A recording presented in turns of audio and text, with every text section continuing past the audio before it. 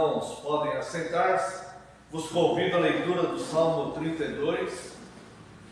É um salmo de confissão, um dos 7 salmos penitenciais de Davi.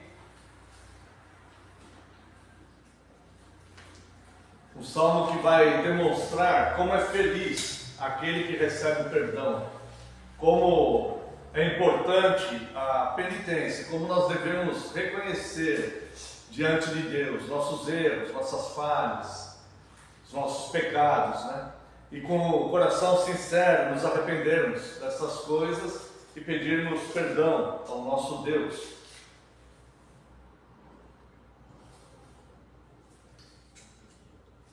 Convido, portanto, a amada igreja à leitura do Salmo 32. Bem-aventurado aquele cuja iniquidade é perdoada, cujo pecado é coberto. Bem-aventurado o homem a quem o Senhor não atribui iniquidade e em cujo espírito não há dolo. Enquanto calei os meus pecados, envelheceram os meus ossos pelos meus constantes gemidos todo dia, porque a tua mão pesava dia e noite sobre mim, e o meu vigor se tornou em sequidão de estio. Confessei-te o meu pecado, e a minha iniquidade não mais ocultei. Disse: confessarei ao Senhor as minhas transgressões, e tu perdoaste a iniquidade do meu pecado. Sendo assim, todo homem piedoso te fará súplicas em tempo de poder encontrar-te. Com efeito, quando transbordarem muitas águas, não o atingirão. Tu és o meu esconderijo, tu me preservas da tribulação e me cercas de alegres cantos de livramento. Instruir-te-ei e te ensinarei o caminho que deves seguir, e sob as minhas vistas te darei conselho. Não sejais como o cavalo ou a mula, sem entendimento, os quais com freios e cabreços são dominados. De outra sorte não te obedecem. Muito sofrimento terá de curtir o ímpio, mas o que confia no Senhor, a misericórdia o assistirá. Alegrai-vos no Senhor, regozijai-vos aos justos. Exultai, vós todos, os que sois retos de coração. Veja que salmo penitencial lindo, né? Que Davi, ele não tenta maquiar diante de Deus o seu estado. Ele fala: pequei, enquanto antes de confessar, né, eu vivi tal situação, confessei a iniquidade do meu pecado. Então nós devemos tomar como exemplo Davi, que ele não tenta justificar-se diante de Deus. Ele apenas reconhece o seu pecado e confessa a Deus para alcançar o perdão. Agora veja algumas coisas interessantes nesse salmo, né? Aqui ele vai dizer sobre bem-aventuranças, né? As bem-aventuranças, existem as bem-aventuranças que o Senhor Jesus diz ali no Sermão do Monte, né? Existem as bem-aventuranças no livro do Apocalipse, as 7 bem-aventuranças no livro do Apocalipse, né? E existem as bem-aventuranças dos Salmos, no livro dos Salmos, tá? E aqui tem algumas delas, né? Verso 1 e verso 2. Bem-aventurado seja mais do que feliz. Isso aqui transcende a felicidade. Bem-aventurado aquele cuja iniquidade é perdoada e cujo pecado é coberto. O que nós podemos entender aqui? Duas coisas a princípio, tá? Porque não podemos nos alongar muito por questão de tempo. Duas coisas a princípio. Primeiro, a bem-aventurança não é como o homem pensa, que vivendo os prazeres momentâneos do pecado ele será feliz. Não é isso. A bem-aventurança é o contrário, é aquele que encontra o perdão. Veja, cuja iniquidade é perdoada, tá? Agora veja aqui o verso 5. Confessei-te o meu pecado e a minha iniquidade não mais ocultei. Disse: confessarei ao Senhor as minhas transgressões. Agora note: e tu perdoaste a iniquidade do meu pecado. Ou seja, não só o pecado, mas aquela maldade que gerou o pecado. aquela insistência em permanecer no estado pecador que o homem tem muitas vezes, né? Então, quando ele confessa a Deus, Deus não só perdoa o pecado, Deus cura ele, Deus perdoa ele, Deus trata ele. Então ele fala assim, não só perdoou o ato que ele cometeu, mas perdoou aquilo dentro dele que alimentou, que gerou, que fez acontecer esse pecado aí. Então Deus não só perdoou o pecado, como perdoou a iniquidade do pecado. Olha que Deus perfeito e maravilhoso, né? Bem-aventurado aquele cuja iniquidade é perdoada, cujo pecado é coberto. Essa cobertura chama-se Cristo. Cristo é que esconde dos olhos de Deus o nosso pecado, a nossa iniquidade. Então é bem-aventurado aquele que está em Cristo. Cristo é o esconderijo do Altíssimo, que é mencionado no Salmo 90, que possivelmente foi escrito por Moisés, mas não sabemos quem escreveu o Salmo 90, não sabemos quem foi, né? Mas, aliás, o Salmo 90 foi Moisés, o esconderijo do Altíssimo, o Salmo 91, que possivelmente foi escrito também por Moisés, mas não podemos afirmar, né, quem escreveu o Salmo 91. O esconderijo do Altíssimo é Cristo, né? Aquele que habita no esconderijo do Altíssimo. Ele é o homem bem-aventurado, cuja iniquidade é coberta, perdoada, cujo pecado é coberto. Depois vem mais uma bem-aventurança. Bem-aventurado o homem a quem o Senhor não atribui iniquidade e em cujo espírito não há dolo. Davi, ele não só doutrinariamente ele chega a essa conclusão. Ele chega a essa conclusão, ele escreve esse salmo depois que ele foi perdoado por Deus.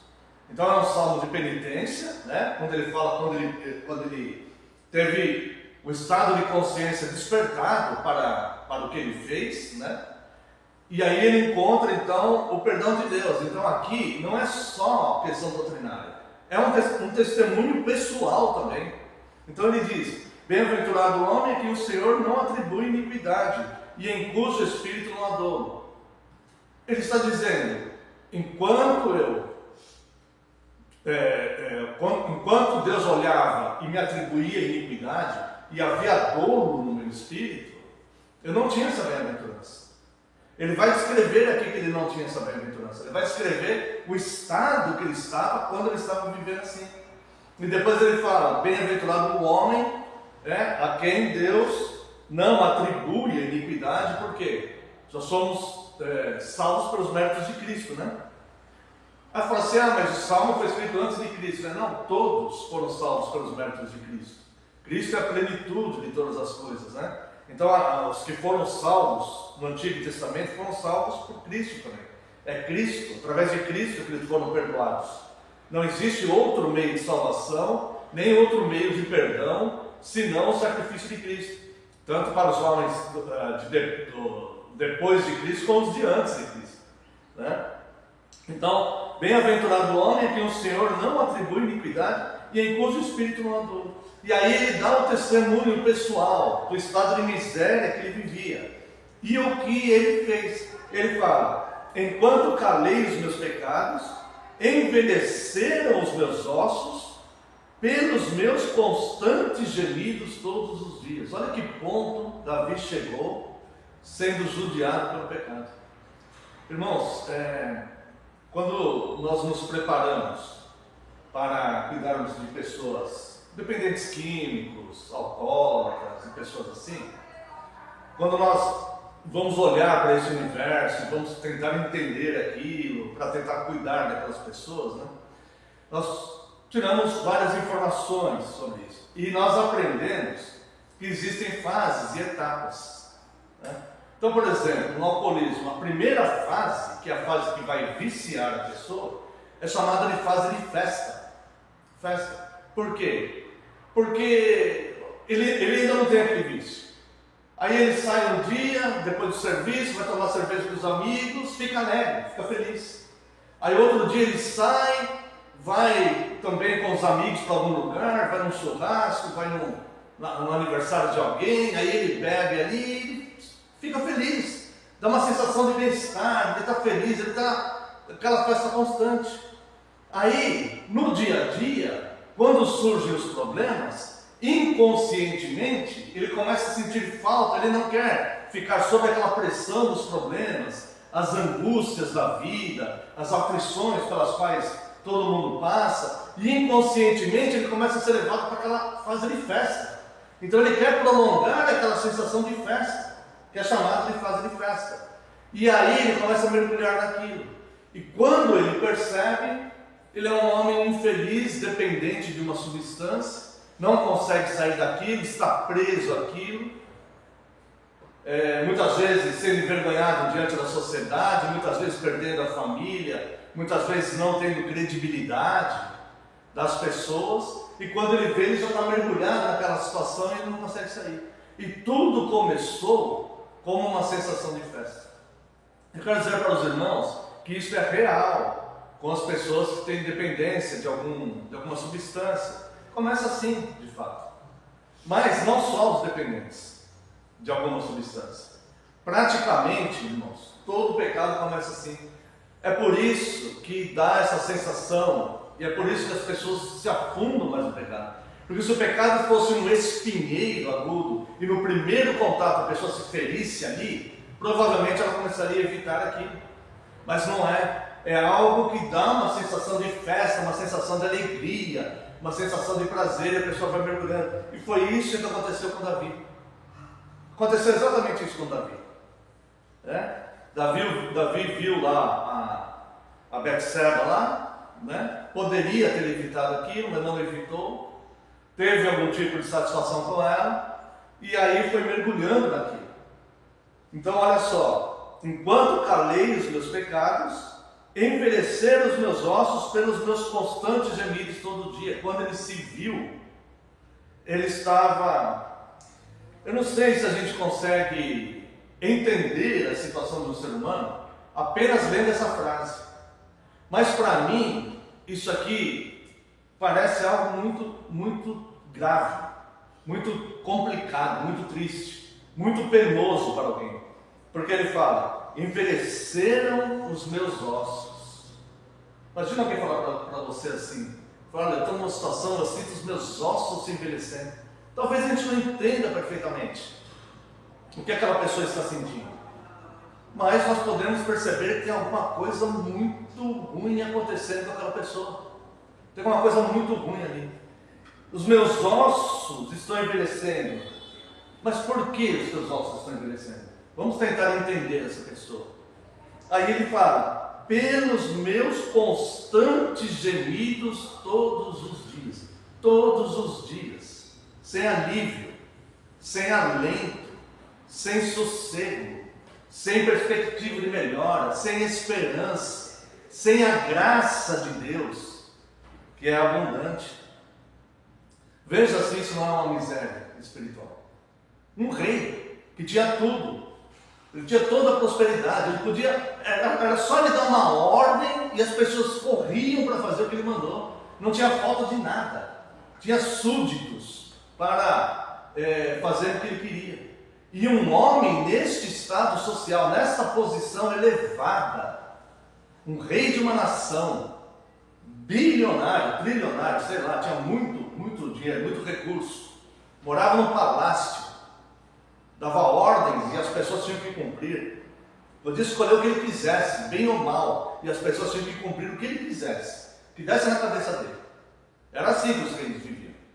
Não tinha um conselho que nem um país presidencial, uma república, né?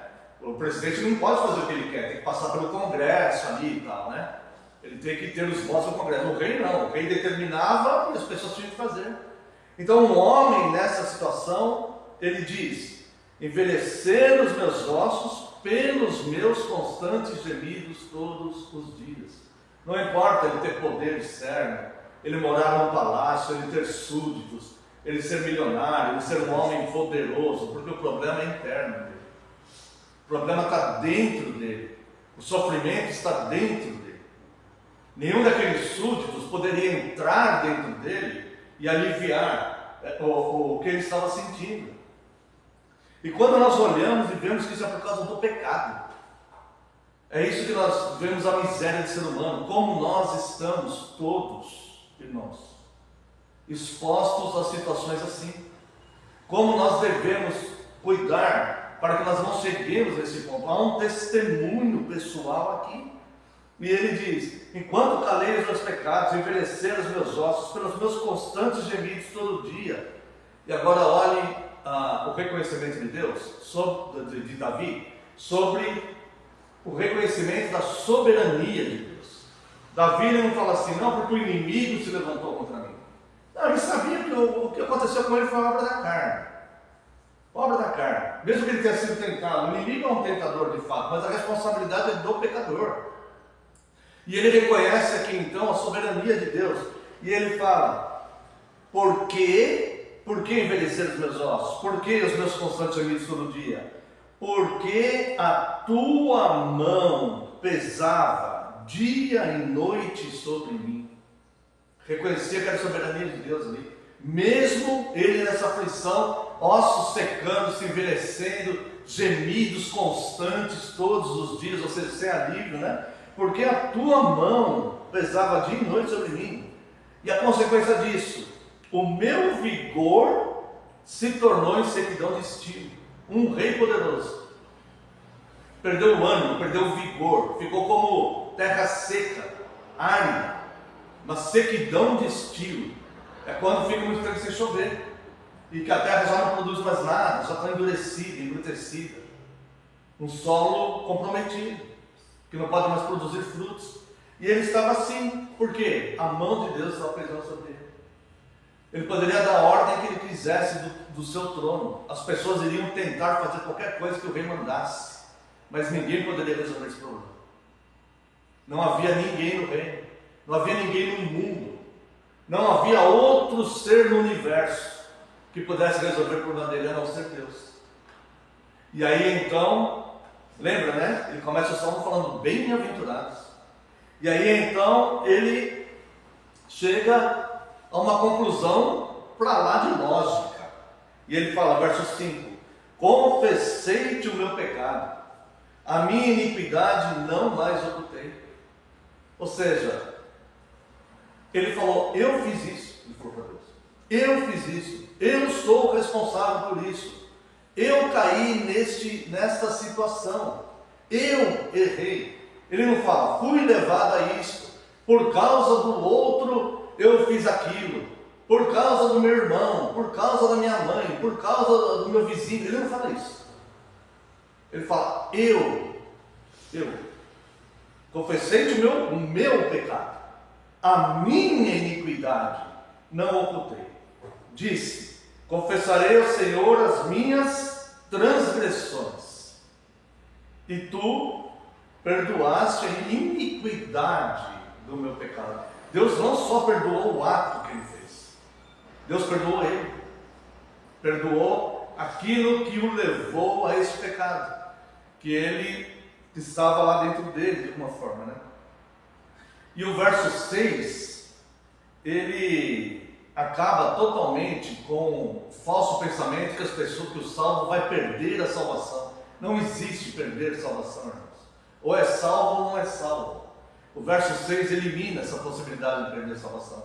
E ele diz, sendo assim, todo homem piedoso te fará súplicas em tempo de poder encontrar-te.